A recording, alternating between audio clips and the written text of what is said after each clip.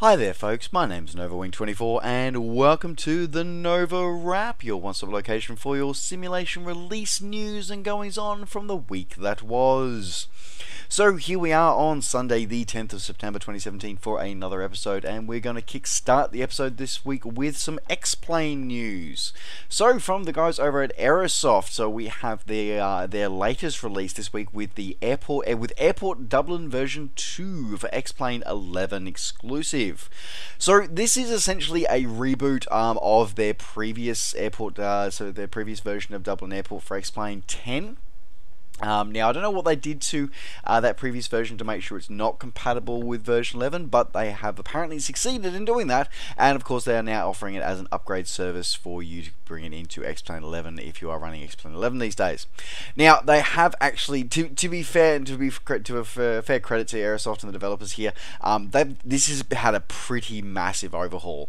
So this has actually gone through with a whole new revamp of all the volumetric graphs. A lot of the complete taxiway network has been completely rebuilt from the ground up.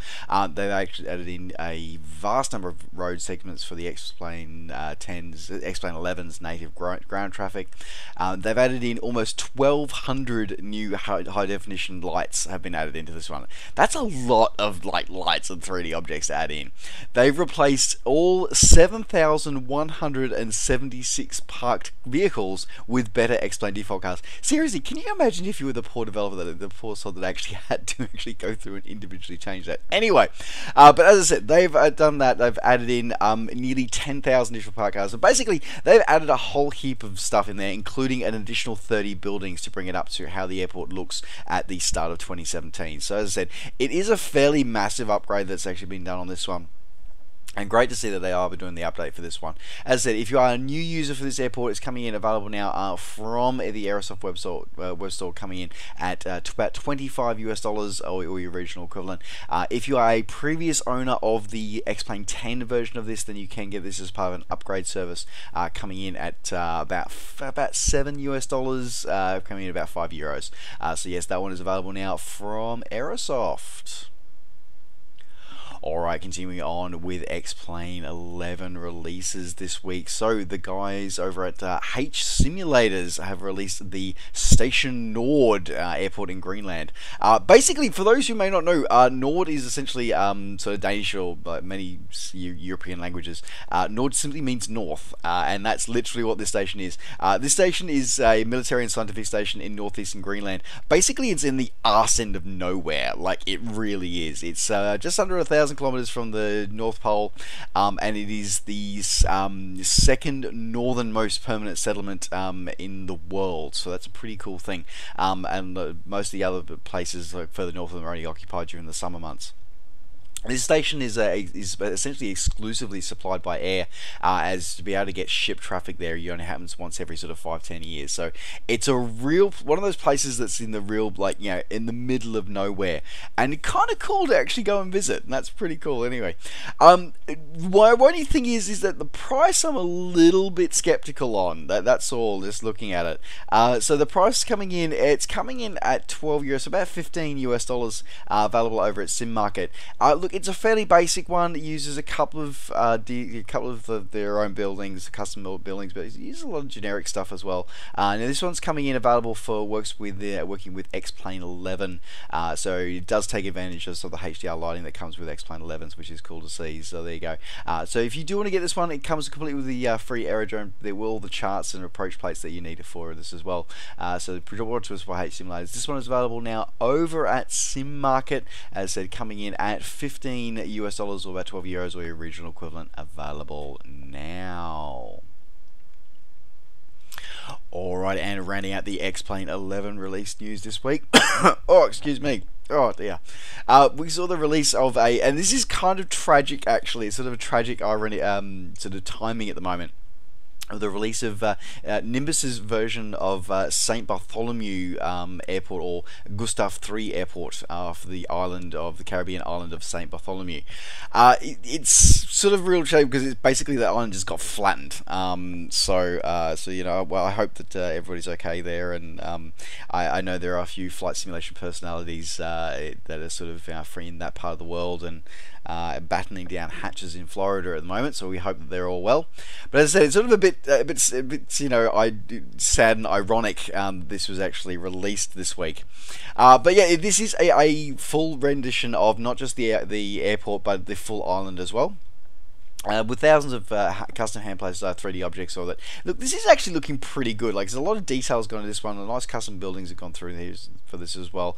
The three-dimensional sea as well have been modelled, which is pretty kind of cool for runways, for the final approach and coming into runways 10 and 28. This is basically not for your big airliners though. This is pretty much the only things that operate in and out of this airport are actually sort of your smaller sort of twins coming in. A lot of the ground traffic actually comes in from St Julianus. You sort of get a lot of your bigger stuff comes in there, and then you sort of get the smaller turboprop out to here. So yeah, there's a lot of turboprop traffic out here. So if you're looking for something different, for something that's a bit more of a style approach, this might be something that you want to have a look at. As I said, custom mesh for the actual terrain of the airport, so you actually get that sort of terrain flow as well. Ground traffic plugins included as well as fully updated to take advantage of all the lighting and visual representation, the visual additions with PBR lighting and that kind of texturing for X-Plane 11. But it said it's out of the box. It does work with X-Plane 10 and 11. So if you do want to pick this one up, this is available over at the xplane.org store, coming in at $23 US, or your original equivalent, available now. Alrighty, moving out of the X-Plane space and moving into the ESP space, we saw a couple more releases in the prepared worlds. Well, we saw before I get into that one, let's go to have a look at the one that's been released for all of the ESP platforms. The guys over at FS2 Crew have brought out their PMDG 747 Queen of the Skies 2 set, so they are now fully out and fully released and sounding pretty damn amazing. So this set gives you the full support, including 2 747 specific airlines standard operating procedures, as well as 3 complete voice sets for 2 female pilots and 1 male pilot, with all the actual sort of things that you need, going through checklists, multiple configure options with customized callouts for all the different options you can have. It covers off both passenger and freighter operations with realistic departure and approach briefs as well. So for those of you who do love your tube liners and do enjoy the PMG 747 Queen of the Skies 2, this is probably going to be something that you really should be investing in. As I said, like the quality of work from the FS2 guys, FS2 Crew guys, is absolutely outstanding. It really is, and this is definitely going to be one of their amazing products. Now, this does come available in 2 different versions. So it comes as their standard and then their captain's set. The standard set is just the sort of the voice sets and all the plates and everything that you need. The captain's set includes RAS Professional included as well, which is actually cool. But it's actually good. It's not a locked version of RAS Professional. It is unlocked, so it will work with every aircraft for those of you who do want to do that as well. And it is fully compatible with all of the ESP range, so that includes FSX Steam Edition, prepared versions 1, 2, 3, and the 64-bit version of 4 as well. So that is really cool, including the RAS Professional as well. So available now. As I said, you can pick this one up now. Available now at fs2crew.com, and will be available at your favorite flight sim retailer shortly. Alrighty, and moving on, as I said, with the other release for the ESP World, specifically for the prepared version 4 world. So we saw Aerosoft continue with their next update with their professional line. So this is their own. So as we know, Aerosoft sort of had a bit of have made a policy announcement a few weeks ago, where they announced that a lot of their in-house developed stuff would actually be going. And they think they check with their professional sort of label. That will be a full use service. So that one. This is Berlin Tegel. Basically, this is the. Berlin Tegel is the the main hub of the main airport for Berlin. Now this is the fully reworked version of this one to bring it across into prepared version 4, including taking advantage of all the new lighting features that we see for version 4. as well as an overhaul and an update of all the texturing and the models as well. So looking pretty damn cool. Really nice with the shadowing effect. This one actually really does look like they are fully taking advantage now of the lighting effects that come with prepared version 4, which is really good to see. This is the first sort of conversion over to prepared version 4. Sort of, I think, had a few bugs and hadn't quite sort of gone through all the full testing yet. But this one looks like it has, and looks absolutely stunning from the screenshots. It really does. So yeah, now they are offering an upgrade service if you have previously purchased Berlin Tegel from Airsoft for the standard non-64-bit versions of the ESP platforms. Then there is an upgrade service available where you can purchase an upgrade for about €5, so about $7 or $8 just purchase it through the same account that you purchased the original one through. Otherwise, if you are new to this one, then it is coming in at 25 euros, or around about $30 available now from Airsoft. Alright, so moving sideways out of the ESP world, of course, we move into the latest kid on the flight simulation block, which of course is Flight Sim World. And we saw an interesting release this week from Just Flight. We saw the first independent add-on to be released. Well, okay, let me rephrase. We've actually seen a couple of add-ons get released that are compatible with Flight Sim World, but this is the first add-on aircraft that we've seen get released for Flight Sim World. And of course, we are talking about the Piper 28R Arrow 3 from Just Flight. Now, this is essentially they'd released this previously as a sort of standard FSX prepared release for this one, coming in at the same price they're actually selling for this one for Flight Sim World.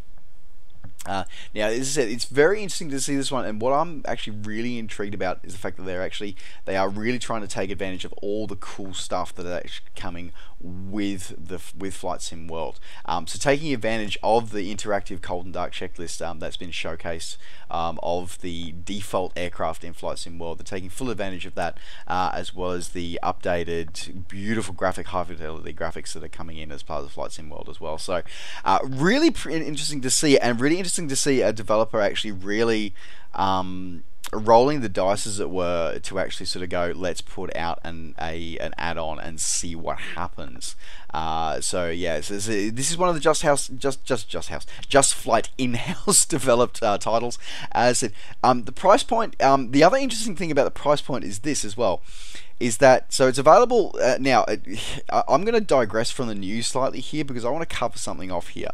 So one of the things that was sensationalized when Flight Sim World was sort of not even available in early access yet was this whole thing of oh, developers are only going to be able to sell through Steam. Oh, we're going to be the big evil Steam, the big evil Dovetail Games.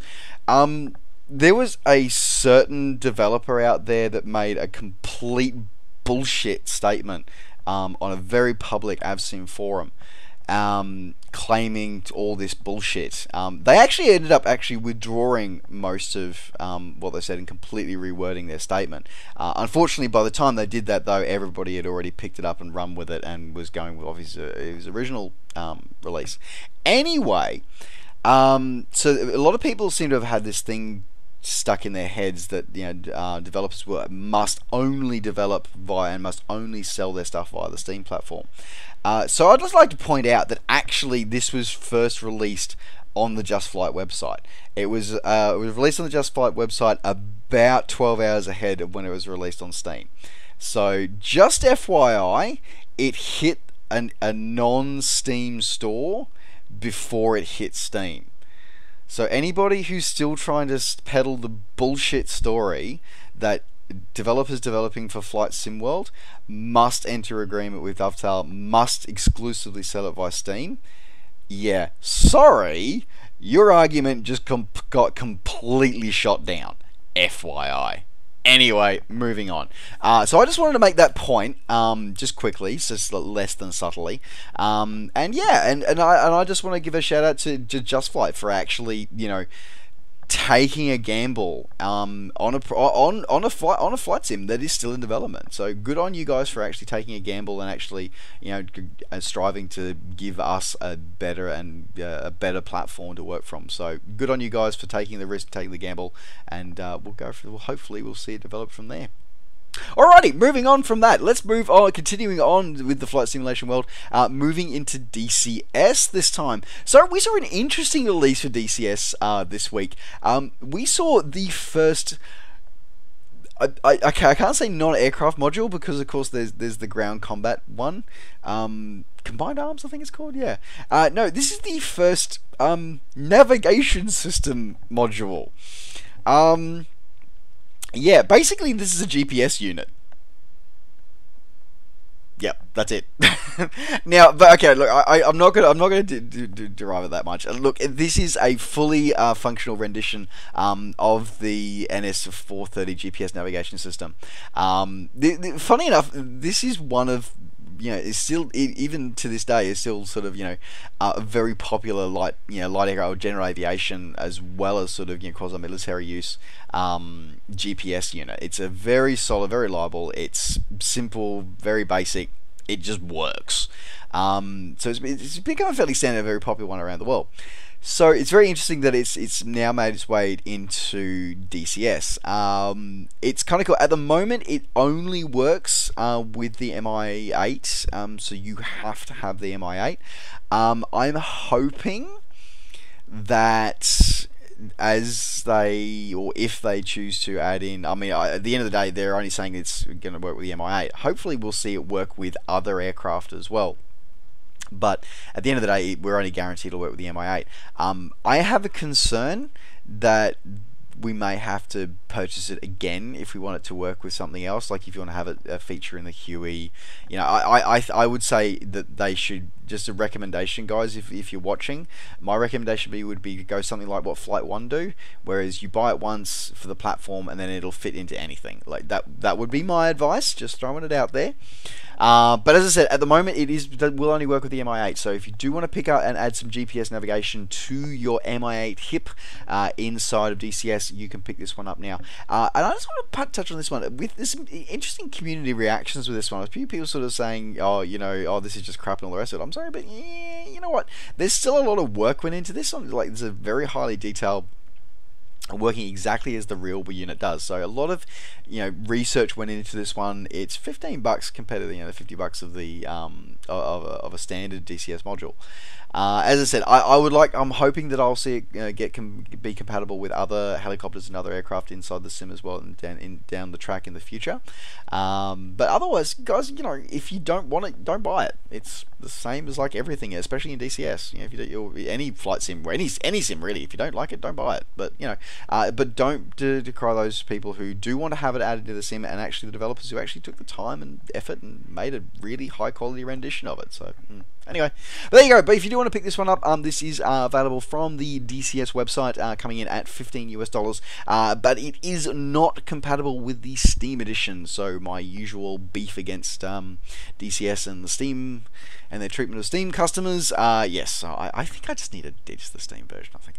Actually, you know what? Seriously, Eagle Dynamics, can you just ditch the Steam version and seriously just stop pussyfooting around and just fucking ditch the Steam version? Seriously, just drop it already. Christ. Anyway, but yes, as I said, if you do want to pick it up, make sure you're picking it up for the non-Steam version, coming in at $15 US, available now.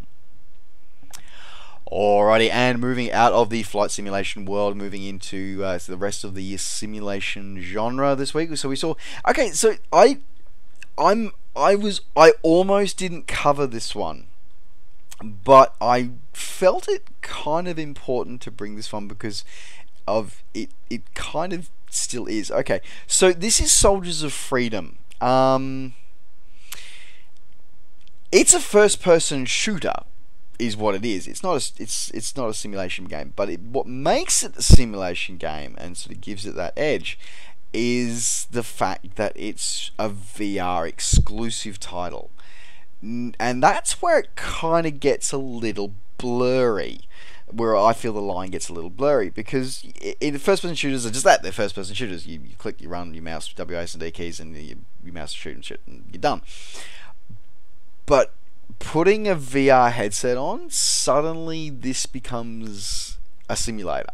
It does. And the fact that it is a VR exclusive, you don't have a VR headset, you can't use this. It is compatible with both the HTC Vive and the Oculus Rift. Does require the traction motion controllers. Is available, and you can use it either seated or standing. It's fairly basic. I think that they've released it probably too early. I think from reading the reviews of it. I don't have a VR headset, so I won't be able to pick it up. But living the views, it looks like it is still buggy as shit. But the concept of it is something that I find very interesting. And as I talked about in a previous episode of the Three Grumpy Simmers, the fact that the lines between genres and simulation genre especially are blurring. And this is another clear example of that one. So I did want to cover this one off this week. If you do want to give it a try, it is $20 available now on Steam. Alrighty, moving into the permanent way now. So moving on to the guys over that Train Simulator have released their latest DLC, which is and I should know this because I used to live near here, but I am going to completely balls this pronunciation up. The Waterbahn from Lochringen to Imdig. I should just stop. I really should today. Anyway, it's been a long week, folks. It's been a really long week. Anyway, so this is a really interesting route to actually get added on from the guys here at the Train Simulator. So this is done internally in-house by the Dovetail Games Train Sim team. Now, what this is this is a section of tracks. So it sort of wanders around. It's about 40 miles of track, and it wanders through the German-Swiss, on the German side of the German-Swiss border.